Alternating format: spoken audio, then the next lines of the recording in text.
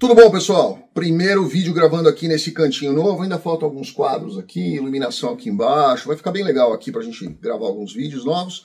Ali a gente colocou alguns outros quadros também, vai ficar bacana do lado de lá, vocês vão enxergar, e ali a gente tem a tela preta com o telão, onde a gente vai fazer também algumas apresentações. Resolvi reformar aqui o estúdio, para ficar legal a gente ter 3 lugares diferentes para a gente poder gravar e ter tranquilidade aqui também, para não ficar repetindo o mesmo cenário, que isso cansa muito, né? Então vamos lá. Na próxima que vocês virem, já vai ter o outro quadro novo aqui na lateral e a gente vai ter algumas alterações pro lado de lá também. Mas vamos lá, o que eu quero explicar aqui para vocês. Muita gente está falando sobre a nova lei Laken Riley, tá? E eu vou explicar para vocês o que é, como é, o que funciona. Eu tenho visto muita gente fazendo aí aquela história que eu detesto, de fazer aquele terrorismo, explicando coisas que não são bem assim, dizer, todo mundo vai ser preso agora. Eu vou explicar como ela funciona. Existe uma parte aí de risco, sim, para algumas pessoas, que eu particularmente enxergo como positivo isso. Gostaria, inclusive, de ouvir a posição de vocês. E existe outra parte que ela não é tão positiva, principalmente para pessoas que estão indocumentadas. Então eu vou contar aqui para vocês como funciona, vou explicar como funciona a Laken Riley Act, ok? Vamos lá. Primeiro eu fiz alguns resumos aqui que eu quero que vocês, que eu não quero esquecer nada, então eu escrevi. Eu não gosto de escrever muito, escrever texto para eu ler, porque eu gosto de falar de forma espontânea. Mas esse daqui eu acho que é importante para a gente entender bem o que está acontecendo. Então vamos lá. Laken Riley foi uma estudante de enfermagem de 22 anos de idade, cuja morte trágica se tornou um ponto central no debate sobre imigração para os Estados Unidos. Isso, na verdade, isso aconteceu no começo do ano passado, tá? Então, nós estávamos aí numa fase pré-eleitoral, nós tínhamos todo aquele fervor das eleições, nós tínhamos aquele mundo de enxurrada de besteira que o Joe Biden vinha fazendo junto à fronteira dos Estados Unidos, muitos estados criticando bastante sobre essa questão, e nós tivemos, obviamente, o que aconteceu? Um senador pegou uma estrutura e falou assim, olha, eu quero usar isso daqui como mote político, né? Foi mais ou menos isso que ele fez. Pegou o caso da Laken Riley e colocou como um argumento político contra imigrantes indocumentados. Se eu acho que isso foi certo, foi super certo, tá?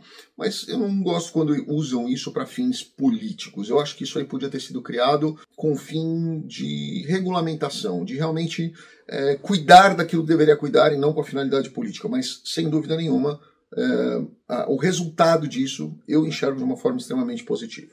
Mas vamos lá. Ela foi assassinada por José Antônio Ibarra, um imigrante venezuelano indocumentado, em um caso em que recebeu atenção significativa da mídia e do público americano.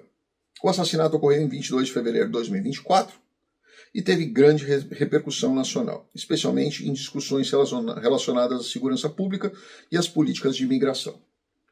O caso Laken Riley levou à criação da Lei Laken Riley, uma legislação que visa endurecer as medidas contra imigrantes indocumentados envolvidos em crimes, mesmo que esses crimes sejam de baixo nível ou potencial ofensivo. A lei proposta pelo deputado da Geórgia, não é senador, deputado da Geórgia, Mike Collins, que usou o caso Laken Riley como um exemplo das falhas do sistema de imigração, que, segundo ele, colocam a segurança pública em risco.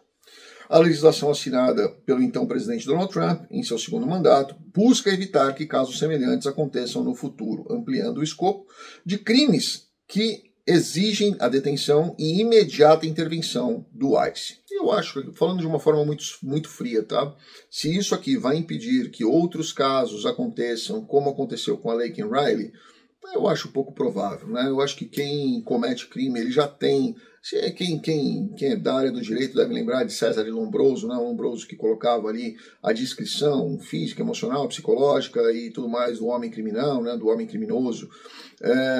Ele disse que a pessoa já estava predisposta a cometer aquele crime. Então eu particularmente acho que endurecer essas leis vai ser ótimo para constranger essas pessoas a cometimento de crimes menores, que vocês vão ver aqui que são crimes que a gente vê acontecendo, sim, né? Principalmente, não só pela comunidade indocumentada, mas também principalmente por americanos também. A grande maioria, na verdade, os shoplifters são americanos, né? Então, assim, a gente vê que isso aqui, enfim. Mas eu acho que sim, vai servir como uma forma dissuasória de impedir aí até que muitas pessoas elas se policiem mais e evitem cometer pequenos crimes, pequenas besteiras que possam se tornar crimes, e esses crimes sim serem apenados, e esses crimes afetarem a sociedade. Essa é a realidade da lei, tá? Se vai impedir que as gangues continuem traficando, matando, roubando, não vai, tá? Essa atuação, ela precisa ser muito mais forte, muito mais restritiva e muito mais agressiva, porque senão essas gangues vão realmente tomar conta de vários pontos, como em alguns já até perderam o controle, certo? Vamos falar sobre a lei Laken-Riley, fiz alguns tópicos aqui para a gente lembrar. A lei Laken-Riley amplia o escopo de crimes que exigem a atuação imediata do ICE, detendo imigrantes indocumentados. Lembra que a palavra aqui é sempre indocumentado, tá? Os 3 pontos que eu acho que aqui a gente precisa prestar atenção. Primeiro, a lei coloca a responsabilidade da aplicação das leis de imigração nas autoridades federais. Sempre foram, tá? A aplicação de lei de imigração é competência de autoridade federal. Isso, ele reforça isso.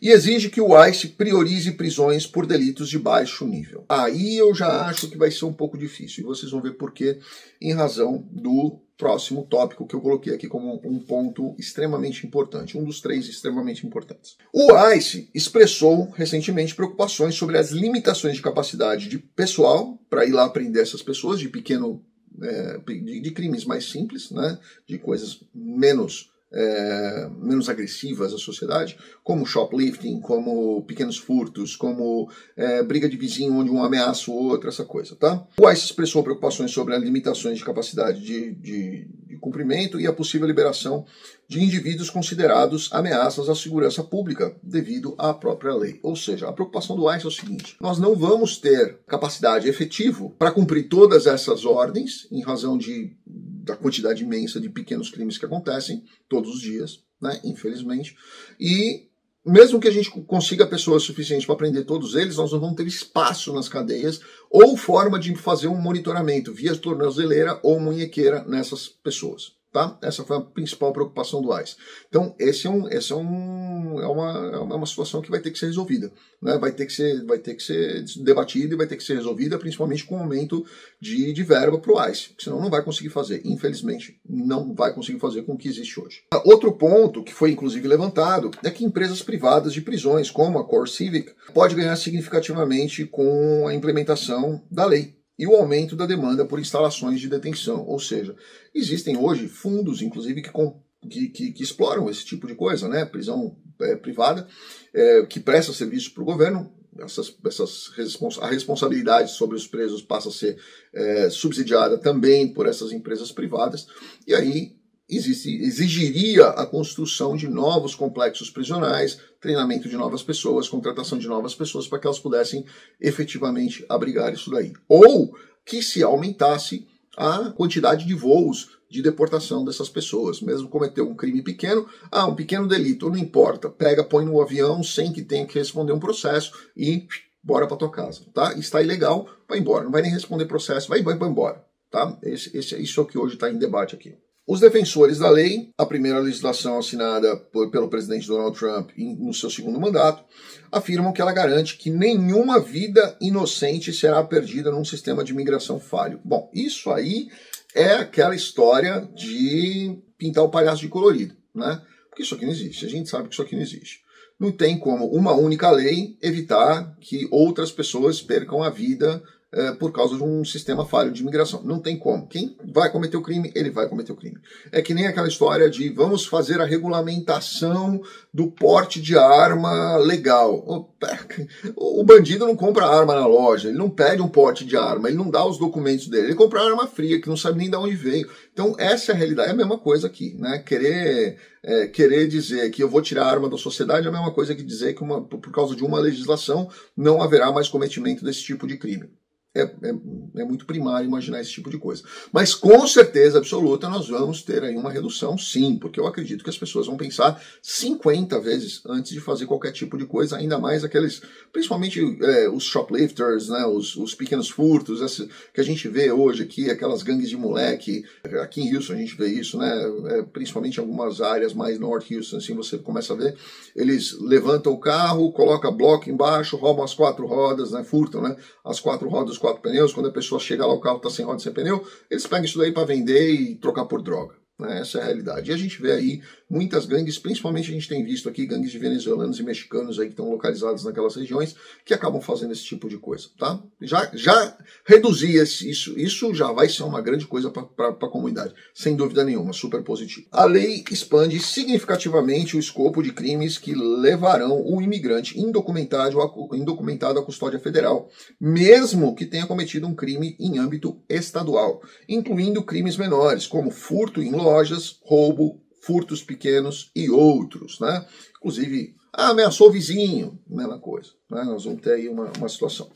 O DHS, entre parênteses, ICE, agora é obrigado a deter indefinidamente qualquer pessoa indocumentada presa ou acusada de tal crime, mesmo que nunca tenha sido condenada ou presa anteriormente, ou seja, até as pessoas que não têm antecedente criminal, estão indocumentadas, cometeram qualquer um desses pequenos delitos, vão ser encaminhadas ao sistema federal, vão ser encaminhadas para o ICE, vão sair do âmbito estadual. O deputado da Geórgia, Mike Collins, que redigiu o projeto de lei após o assassinato da estudante de enfermagem de 22 anos, argumenta que isso tornará as comunidades americanas muito mais seguras. Não é o fato dele apenar exclusivamente os imigrantes ilegais que ele vai tornar as comunidades muito mais seguras, né? A gente sabe disso. Isso aqui é o que eu falei no começo. É a politização de uma determinada situação, né? Pega um negócio que é um problema, resolve aquele problema enfeitando, e aí você politiza aquilo como se aquilo fosse a solução para todos os problemas da sociedade. Não é, a gente sabe que o problema não é esse. Isso aqui vai reduzir os pequenos crimes, os pequenos delitos, vai reduzir, mas os grandes, que são os que realmente impactam, que são os homicídios e tudo mais, quem está disposto a matar alguém, ele já faz parte de gangue, ele não está nem aí para a vida, ele não está nem aí para valores, muito menos espirituais ou morais ou de cidadania, ele não está nem aí, ele vai cometer do mesmo jeito. E esse é o tipo de bandido que também precisa ser, e principalmente ser esse tipo de bandido que precisa ser retirado às pressas da sociedade, sem dúvida nenhuma. Tá? E eu acho que o ICE já está fazendo um bom trabalho com relação a isso. Os defensores dos direitos dos imigrantes dizem que essa rede ampla, juntamente com o foco desproporcional da lei em delitos de baixo nível, pode colocar mais pessoas em perigo. É aquele negócio, né? Qualquer situação que você coloque, seja ela de imigração, seja ela de uma regulamentação, seja o que for, né? Você vai ter um efeito colateral, você vai ter um collateral damage, você vai ter um impacto colateral. Que nós vamos ter aqui alguns casos que nós sabemos que pode haver algum tipo de abuso, pode haver uma má interpretação, pode haver uma desproporcionalidade do que efetivamente aconteceu. Pode ter uma denúncia falsa, pode, mas eu quero acreditar muito que os agentes do ICE não vão simplesmente acreditar na história. Eles vão querer saber o que está acontecendo, eles vão querer entender da polícia. Quem vai atender primeiro esses chamados aqui é a polícia do estado, a polícia do condado, ela que vai direcionar para os órgãos federais. Eu tenho certeza que esses órgãos, essas autoridades vão ter o discernimento e a capacidade de avaliar se realmente aquilo ali aconteceu, se realmente aquilo ali foi real e se realmente aquela pessoa tem aí algum tipo de justificativa para que ela seja direcionada para o ICE, tá? O simples fato dela estar ilegal já serviria para isso, mas eu acredito que muitos deles vão usar aí o bom senso para entender o que é real e o que não é antes de tomar uma medida qualquer, certo? Bom, é isso, pessoal. Deixa aqui o seu comentário, o que você achou dessa nova lei, o que vocês acharam dessa nova regulamentação. Vai ajudar, não vai ajudar, vai tumultuar, vai dar a opinião de vocês aqui. Na minha opinião, eu acho que é super positiva, principalmente na questão de inibir as pessoas mais folgadas de cometerem alguns crimes achando que nada vai acontecer, principalmente aquelas que acabam induzindo a imigração ilegal, que também é um crime, e isso também será incluído dentro dessa situação aqui. Grande abraço, fiquem com Deus. Obrigado.